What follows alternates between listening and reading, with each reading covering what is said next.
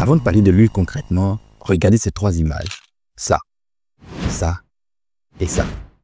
En fait, ces trois images résument en réalité le parcours, l'histoire de l'homme. Ce qu'il était au départ, qui est ça, ce qu'il a été et ce qu'il est devenu par la suite, ce qu'il est aujourd'hui. Il faut savoir que M. Tiofosié, loin d'être une personnalité moins importante dans l'histoire de la Côte d'Ivoire, s'est révélé pendant un moment donné et jusqu'au jour d'aujourd'hui comme étant un pion clé pour comprendre tout ce qui s'est passé en Côte d'Ivoire à un moment donné dans l'histoire, mais surtout pour comprendre les événements militaires qu'a connu la Côte d'Ivoire. M. Tiofosié est l'un des soldats les plus importants dans l'histoire de ce pays-là. C'est pourquoi aujourd'hui, vous l'aurez deviné, nous allons parler, nous allons évoquer l'histoire de M.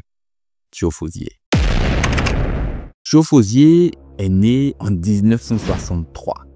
Alors, il y a quelque chose qui est très étrange. C'est que partout où vous allez rechercher le nom du personnage ou des informations sur le personnage, vous allez avoir la même réponse. Il s'appelle Tiofosié, Tiofosié, Tiofosié. Mais pendant nos recherches, nous découvrons que l'homme ne s'appelle pas vraiment Tiofosié. Il a un autre nom, Sédou Kone. Alors Tiofosié naît à Ngane. Ngane qui est un petit village situé entre de grandes villes comme Korogo et Boundiali, là comme vous pouvez le constater. Il naît donc au cœur de la culture Sénoufo. C'est là que ce jeune homme voit le jour. Il va se révéler dans une famille peu ou prou, non, une famille en réalité très modeste. Alors, il naît et grandit dans cette famille-là. Et en ce qui concerne ses études, lui, il ira un peu plus loin. Il aura le niveau collège. En réalité, l'on ne sait vraiment s'il a obtenu le BEPC à cette époque-là, mais il a le niveau collège. Ce qui va avoir des répercussions, du moins, va jouer en sa faveur lorsqu'il va intégrer l'armée, parce que beaucoup plus tard, et on va l'évoquer tout à l'heure, il y aura une différence entre lui et ceux-là qui n'ont pas vraiment fait d'études ou qui n'ont pas eu un niveau comme le sien. Dans cette famille, il est conscient que ses chances de réussite et travailler comme un haut cadre dans l'administration ivoirienne sont peu ou plus réduites. Il va se tourner vers l'armée. L'armée qui en réalité n'était pas l'option qu'il désirait, qui va se tourner vers l'armée. C'est en ce sens qu'il va faire son service militaire. Et on a beaucoup parlé ici, le service militaire il existait à l'époque en Côte d'Ivoire. Il fera son service militaire et va passer par plusieurs chemins avant d'être installé effectivement dans l'armée. Il faut savoir que Tiofosié va débuter sa carrière militaire au bataillon blindé d'Abidjan. Il se retrouvera par la suite au groupement des sapeurs-pompiers militaires, où il a été dirigé par un certain Robert Gueye. Il va suite à cela être sélectionné et envoyé dans la section des sports de l'armée ivoirienne. Là où il va passer 11 années entières dans cette section-là. C'est là-bas qu'il va faire la rencontre de de nombreux soldats qui vont influencer sa vie. Parce que à cette période-là, comme je le signifiais dans de nombreuses vidéos précédentes, il y avait à l'intérieur de l'armée une véritable ethnicité. Il y avait une division où certains se revendiquaient provenant d'une partie de la Côte d'Ivoire, donc devaient constituer un groupe à l'intérieur de l'armée et consorts. Il y avait des ressortissants du Nord qui étaient dirigés loin, avec à leur tête un certain Ibrahim Koulibaly, Ibé, qui lui sera le père, à la tête du moins, de ce qu'on va appeler la Cosa Nostra, qui est une organisation à l'intérieur de l'armée, à laquelle le jeune Tiofosié va souscrire. Il va également faire partie de cette organisation-là, la Cosa Nostra. L'objectif, du moins la vision de la Cosa Nostra, c'est lutter en faveur de la reconnaissance des droits civiques, politiques et consorts des ressortissants du nord de la Côte d'Ivoire. Ils ont un intérêt commun, c'est qu'il est un représentant effectif à une élection comme la présidentielle en Côte d'Ivoire. Et ils mettent tout leur espoir en un certain Alassane Ouattara, qui était premier ministre à l'époque en Côte d'Ivoire. La Cosa Nostra va donc l'accueillir. C'est à l'intérieur de cette Cosa Nostra qu'il va faire de nombreuses rencontres qui vont par la suite jouer, on pourrait dire ici, en sa faveur. Parce que suite au coup d'État de 1999, il va participer au coup d'État de 1999, mais il ne sera pas au devant. Il ne sera pas donc parmi les personnalités ayant décidé ou ayant été au premier rôle dans l'action, comme tous ceux dont on a parlé, et M. Ibrahim Koulibaly, M. Robert Gueye et consorts, pour Kayapi surtout. Il n'était pas au devant de la scène, mais il était parmi ceux-là qui ont orchestré le coup d'État de 1999. Alors suite à cela, il va donc faire partie également des soldats en qui Ibrahim Coulibaly met sa confiance. C'est en ce sens que, étant très proche d'Ibrahim Coulibaly, il va faire partie de la garde rapprochée de M. Robert-Guèye, qui était en réalité choisi, dirigé, l'idée, piloté par Ibrahim Coulibaly. Il fait donc partie des gardes très proches de M. Robert-Guèye dès cette période de 1999. Alors que tout va bien et que la gestion de la transition s'annonce bien dans les débuts, il y aura par la suite une incompréhension, non, une bifurcation en ce qui concerne les objectifs qui vont se heurter au niveau de M. Ibrahim Coulibaly et de M. Robert-Guèye. Le Ibrahim Coulibaly est contre l'idée de l'autre, M. Robert-Guèye, qui veut être candidat à l'élection présidentielle. Et cela va créer un conflit qui va voir M. Ibrahim Coulibaly être envoyé en tant qu'attaché militaire à l'ambassade de Côte d'Ivoire au Canada par M. Robert-Guèye. Il quitte donc la Côte d'Ivoire. Éloigné, il reste encore, on va dire, le noyau qui était autour de lui, qui est encore au niveau de la garde rapprochée de M. Robert-Guèye, président de Côte d'Ivoire à cette période-là. C'est en ce sens qu'il y aura par la suite en septembre 2000, ce qu'on appelle le complot du qui va voir des soldats impliqués à l'intérieur. Et parmi ces soldats-là, il y a la majorité d'entre eux qui proviennent de la garde rapprochée de M. Robert-Guèye, selon l'information officielle. Et c'est dès cet instant que le froid va s'installer entre Thiaw Fauzier et M. Robert-Guèye, sans oublier tous ceux qui étaient avec Thiaw Fauzier dans le cadre de la protection de M. Robert-Guèye. Il y aura donc un mandat d'arrêt national qui sera lancé contre toutes ces personnes ciblées et il y aura des arrestations sans mandat d'arrêt parce que ce sont des gens qui sont déjà ciblés. Où M. Ouattao, Chérif Ousmane et consorts seront impliqués, arrêtés et enfermés ou seront vraiment maltraités. Mais Thiaw Fauzier, quant à lui, va s'échapper, il va s'exiler, il va quitter la Côte d'Ivoire direction le Burkina Faso où il va s'installer pour ne pas subir ce qui était prévu ou du moins l'attendait suite à sa trahison. Ayant quitté la Côte d'Ivoire, il sera jugé par contumace. Alors pour ceux qui ne le savent pas, ce qu'on appelle le jugement par contumace, c'est un jugement qui est fait lorsque l'accusé principal n'est pas au tribunal, ne peut être au tribunal, n'est pas parmi les personnes en train de juger l'affaire devant le tribunal. C'est en ce sens que Thiaw Fauzier va se voir condamné avec de nombreux soldats relativement au complot du cheval blanc, dont l'objectif était d'assassiner le président de la République. Il est condamné pour atteinte à la sûreté de l'État. Après cette condamnation, il y a dans la foulée un mandat d'arrêt contre lui. Il est donc recherché entre autres. Mais il va revenir en Côte d'Ivoire, à la grande surprise. Et l'on se demande, ou l'on pourrait se demander, qu'est-ce qui lui passait par la tête. Alors, il revient en Côte d'Ivoire, non pas pour s'installer, mais pour réaliser un coup. Il va participer à ce qu'on a appelé le coup d'État, la Mercedes noire. Il faut savoir que dans la nuit du 7 au 8 janvier 2001, il y a une tentative de coup d'État qui est lancée. L'objectif, renverser M. Laurent Gbagbo, nouvellement élu à la tête de Côte d'Ivoire, parce que les convictions sont différentes entre lui et tous ces soldats qui sont contre lui. À la tête de ce mouvement, un certain Ibrahim Coulibaly. On a largement parlé lorsqu'on parlait de l'histoire de l'homme. Alors, lui, il a fait partie de ceux-là qui ont été sur le terrain. Il a participé activement à ce complot-là. Mais comme vous le connaissez et vous le savez d'ores et déjà, ce fut un échec. Et suite à cet échec, il va rapidement se replier, quitter la Côte d'Ivoire avec les autres, direction, ou du moins retour au Burkina Faso où il va encore s'installer. Et là maintenant, il n'est plus seul. Il est avec de nombreuses personnes qui partagent ses idées, ses convictions. Il faut le signifier, il s'impose dès cet instant comme étant un véritable cadre. Parce que, étant dans l'armée, il n'était pas comme les autres, comme je l'avais dit. Il était un adjudant. Adjudant dans l'armée à l'époque, c'est gros. Et c'est ce grade-là qu'il avait. Il était donc déjà respecté et perçu comme quelqu'un de très talentueux. Non, quelqu'un qui a une connaissance et un niveau au-delà, au-dessus de la moyenne de tous ceux-là avec qui il se retrouve actuellement au Burkina Faso. Au Burkina Faso, il va donc s'entraîner avec tous les soldats qui s'y trouvaient. Il planifie, se prépare, met tout en place pour attaquer la Côte d'Ivoire très bientôt. Ce qui va voir le jour dans la nuit du 18 au 19 septembre 2002.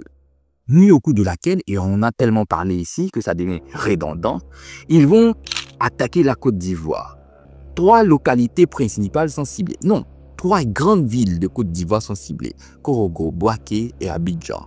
Et Thiaw Fauzier, responsable et très doué de ce que tout le monde sait de lui, se verra confier une tâche singulière qui est de mettre hors d'état de nuit le chef d'état-major de Côte d'Ivoire d'antan, Et là, vous comprenez vous-même la confiance que l'on a dans lui, la connaissance sur les niveaux que l'on lui prêtait. Il aura avec lui tout un escadron.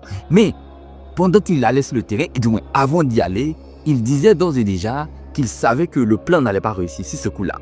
Il doutait quelque part. Il en a parlé à Ibrahim Koulibaly, mais rien n'a changé. On lui fait confiance et on croit qu'il peut le faire. Il va donc être envoyé sur cette ligne-là. Écarter M. Mathias Doué, chef d'état-major de Côte d'Ivoire à l'époque. Il va donc se rendre à la résidence de M. Mathias Doué, qui était non loin de l'ambassade d'Israël à l'époque.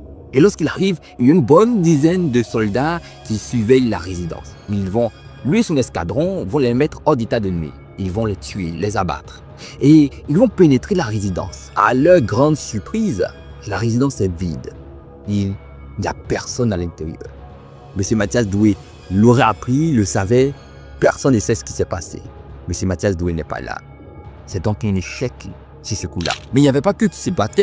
Le groupe avait ciblé des personnes à atteindre, à attaquer. Et suite à l'attaque conjuguée sur Abidjan, ils vont se retrouver dans une situation où ça devient l'échec. Et pendant cet instant, alors que tout tourne vers l'échec en ce qui concerne la prise d'Abidjan, il a décidé de se replier, lui et son escadron, tout en parlant à toutes les autres unités qui ont ciblé, qui sont en train d'attaquer certaines autorités ou certaines institutions.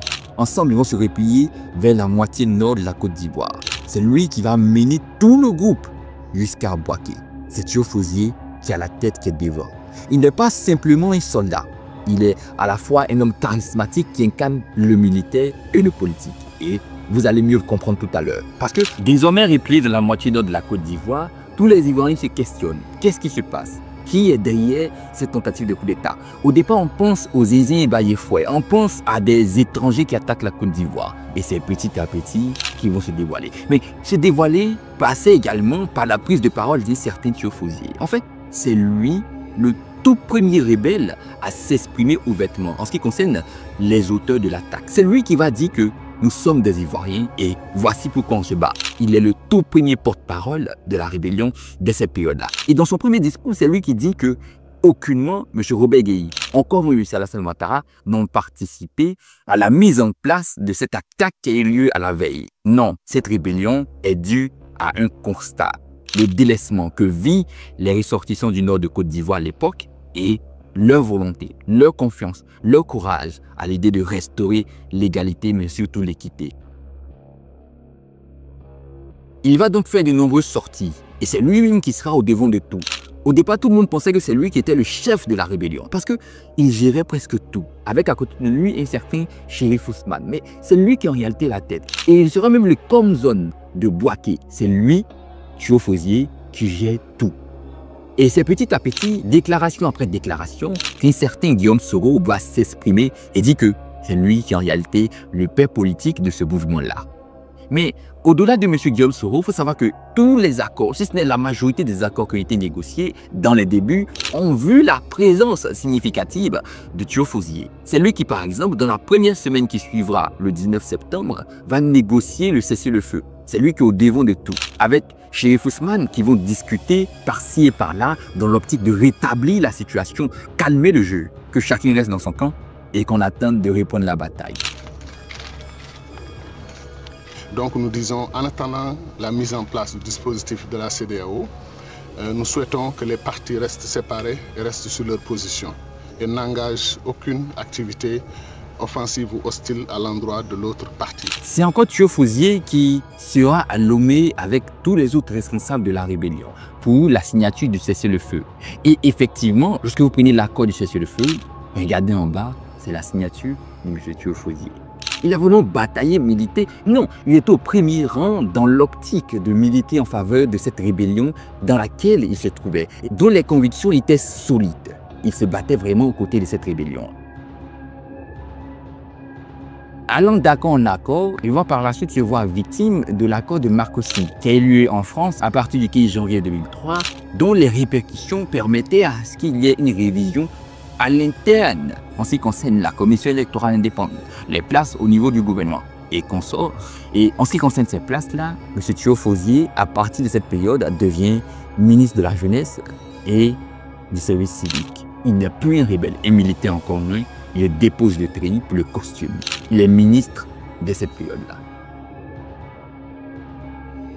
Petite anecdote, il faut savoir que pendant les combats, et surtout à cette période-là, toutes les personnes rébellées utilisaient généralement ce qu'on appelle en Côte d'Ivoire les gris-gris. Alors pour ceux qui ne le savent pas, ce sont des amulettes que l'on porte pour avoir des protections divines, aussi bien au niveau de la hanche, du bras, du cou, ça dépend. Et M. Thiaw-Fauzier, il en avait assez, beaucoup. Et il portait aussi au bras, mais il mettait aussi dans les poches, par exemple. Ce qui va se révéler lorsqu'il deviendra ministre, par exemple. Parce que lorsqu'il intègre le gouvernement, M. Laurent Gbagbo va demander à ce que le service de protection et de surveillance soit renforcé. Pendant les conseils des ministres, par exemple, il y avait une fouille profonde qui était organisée. Et pendant ce moment-là, on découvre dans la poche de M. Thiaw-Fauzier des gris-gris, et on voit encore sur les mains des gris-gris. Ils vont lui demander de retirer cela, ce qu'il fera, et il va participer au conseil des ministres, qui aura lieu récurremment jusqu'à la fin de son service en tant que ministre. Mais il faut savoir que pendant qu'il était ministre, il était vraiment impliqué dans les activités de la jeunesse. Mais ça n'a pas eu un véritable écho, comme l'écho que cela aurait eu si le pays était uni. Mais on le voyait généralement aux côtés des élèves, par exemple, aux côtés des jeunes, surtout de la moitié nord qu'il dirigeait, ou du moins dans laquelle il avait une mainmise importante. Par exemple, la reprise des cours où il a été avec d'autres ministres pour encourager les élèves à cette reprise-là. Ministre en 2003, recevra en 2005 remercié. Car lorsque M. Charles Konan Banny succède à M. Sédou Diarra, qui était le ministre de M. Thiaw-Fauzier, il ferait un remaniement profond et M. Thiaw-Fauzier quittera le gouvernement. À partir de cette période-là, il n'est plus ministre. Chose très importante, lorsqu'il est devenu ministre, il y a eu une véritable confusion, dichotomie, antinomie en ce qui concerne la vision que lui, il avait et celle que Ibrahim Coulibaly, on va dire le chef même, ou du moins le concepteur principal de ce mouvement du 19 septembre avait. En fait, les deux sont entrés en conflit. Pour Ibrahim Coulibaly, M. Thiaw-Fauzier, à partir de cette période, a commencé à vivre une vie de luxe, oubliant peu ou prou la raison pour laquelle il militait, ou du moins il se battait. Il est devenu comme ce contre qui il se battait, d'après ce que disait M. Ibrahim Coulibaly. Il y a donc eu une front entre les deux. On me demande de nommer les 9 ministres de la rébellion. Mais malheureusement, les amis que j'ai nommés et que j'ai envoyés pour nous représenter ont oublié la mission. Ont complètement oublié la mission. Ils étaient devenus des ministres. Pour eux, c'était la fin. Ils étaient dans le beurre. Ils ont oublié la racine, l'origine de notre combat. Qui on a vu main dessous, main de ça avec le président Gbagbo. On les a vus dans le gouvernement de Gbagbo. Ils ont ramené Gbagbo dans nos zones. Ils ont accueilli Gbagbo, ils ont applaudi Gbagbo. Mais ça nous a apporté quoi? On n'est pas revenu à la case de départ. Là. Mais lorsqu'il quitte sa fonction de ministre, il revient dans l'organisation de l'ex-rébellion qui s'appelle désormais la Force Nouvelle. Et là, des plus comme zone. Parti qui est occupé par M. Chérif Ousmane et M. Ouattao, parlons de Bouaké, mais il devient désormais le DG, le directeur général de la police et de la gendarmerie des Forces Nouvelles. Nouvelle fonction. À son poste de DG, c'est lui qui va coordonner toutes les activités impliquant la protection et la surveillance des partis entre les mains, des zones dirigées par les forces nouvelles. C'est ainsi qu'il se verra également impliqué après 2007 lorsque le CCI sera mis en place, le centre de commandement intégré, où il y aura une refonte de l'armée, une fusion entre l'armée des forces nouvelles et l'armée républicaine d'antan. Les choses vont continuer jusqu'en 2010. 2010 où il y a l'élection présidentielle, il y a encore problème, division, parce qu'il y a deux présidents reconnus par deux institutions différentes. M. Alassane Ouattara d'un côté, reconnu par la Commission électorale indépendante, et M. Laurent Gbagbo, reconnu par le Conseil constitutionnel. Et à partir de cette période-là, il y a un bras de fer, un conflit armé qui va s'engager. Pendant ce conflit armé, M. Thiaw-Fauzier va rejoindre le camp de M. Alassane Ouattara, suite à l'ordre et à la directive donnée par M. Diao Soro, Premier ministre de M. Alassane Ouattara à l'époque. Et depuis sa position, il va encourager les autres sur le terrain. Lui, il ne sera pas actif au même titre que M. Chérif Ousmane ou M. Ouattao par exemple. Lui, il sera, on va dire, dans l'arrière-plan pour l'arrière-combat. Il ne sera pas vraiment... Suite à la guerre, M. Alassane Ouattara installé en tant que président de la République de Côte d'Ivoire dès 2011, le président de Côte d'Ivoire, M. Alassane Ouattara, va accorder des promotions aux soldats et va faire passer M. Thiaw-Fauzier au grade de commandant effectivement. Il faut savoir que M. Thiaw-Fauzier, il avait un problème avec. Lui, dans l'armée, il était adjudant. Et lorsqu'il est promu commandant à l'époque, il n'est pas du tout d'accord à l'idée de porter les galons qui prouvent qu'il est commandant. Il préfère garder les galons d'adjudant. M. Alassane Ouattara président, il y aura une refonte également de l'organisation, mais surtout de l'armée. C'est en ce sens que sera créée la brigade de la lutte anti-racket, à la tête de laquelle, devinez quoi, ce que vous le savez, il y aura Monsieur Thiaw-Fauzier. Il est à la tête de cette brigade-là, il est le chef. La brigade verra le jour le 7 octobre 2011.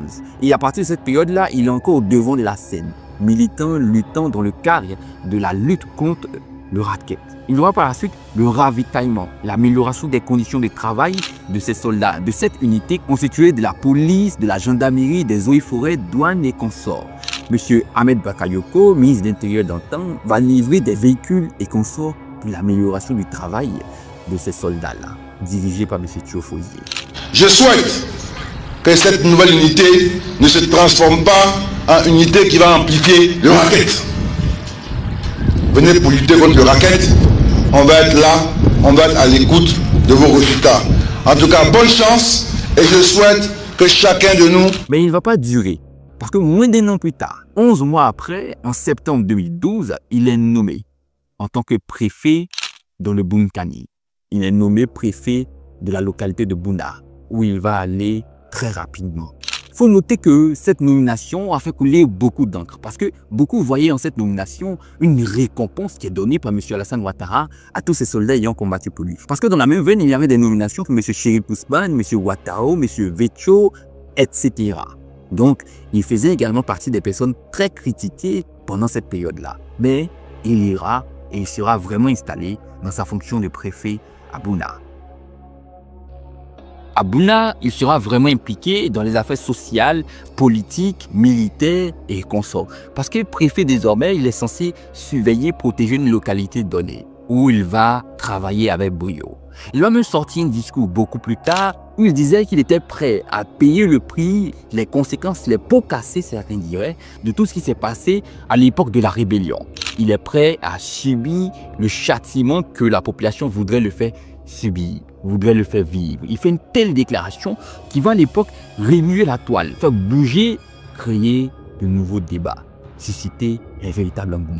Il y aurait également en 2016 la sortie de M. Guillaume Soro, où il se rendait dans son village, sa localité, à lui-même, M. Guillaume Soro, et il y avait, l'on disait, la famille de M.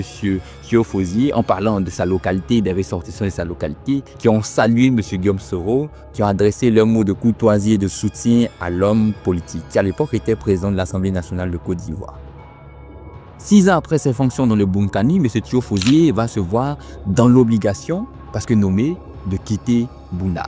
Direction le Boaké, où il est nommé en tant que préfet, non seulement de Boaké, mais également de la région du Béké, préfet de région du Béké. En tant que préfet à Boaké, il va participer à la réhabilitation de la préfecture. En fait, en octobre 2020 par exemple, après 4 années de délocalisation dues à des manifestations ayant endommagé les locaux de la préfecture, il va proposer de nouvelles lignes à suivre, de nouveaux financements à faire et de nouvelles personnes à recruter.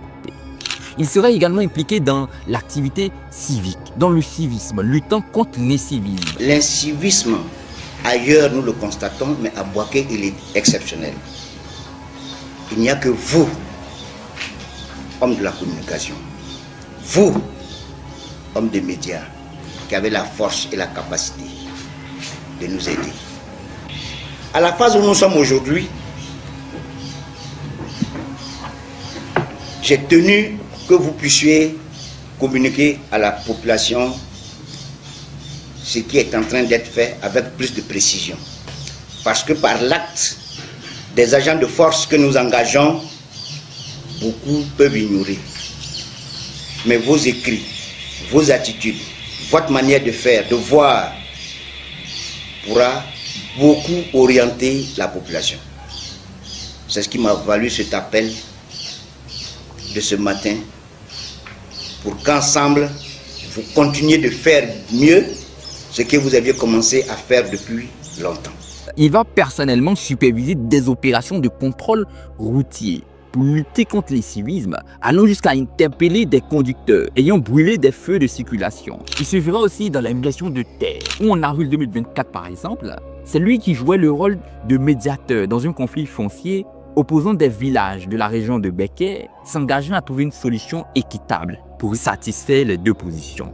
Il va collaborer avec des chefs traditionnels comme sa fonction l'exige et consort. Il aura également un engagement social. Il va lutter par-ci, conseiller par-là, il sera vraiment actif. Il faut savoir que jusqu'au jour d'aujourd'hui, M. Théophosier est toujours à cette même fonction de préfet de région et préfet à Bouaké. M. Théophosier, pour ceux qui ne le savaient pas, est bel et bien vivant et en bonne santé. Voici donc l'histoire de M. Théophosier, soldat ivoirien, rebelle, ministre, soldat ivoirien, préfet. M. Théophosier, c'est ça. J'espère que tu as aimé la vidéo. N'oublie pas, n'hésite pas de laisser un cœur, de dire en commentaire ce que tu pensais ou tu savais ou tu croyais savoir relativement à l'homme, M. Théophosier, et de partager cette vidéo avec ton entourage pour que beaucoup de personnes comprennent, sachent qui il est en réalité. Merci et on se dit à très bientôt. Dimanche, rendez-vous à 18h00 pour un autre chapitre. D'ici là, chers érudits, portez-vous bien.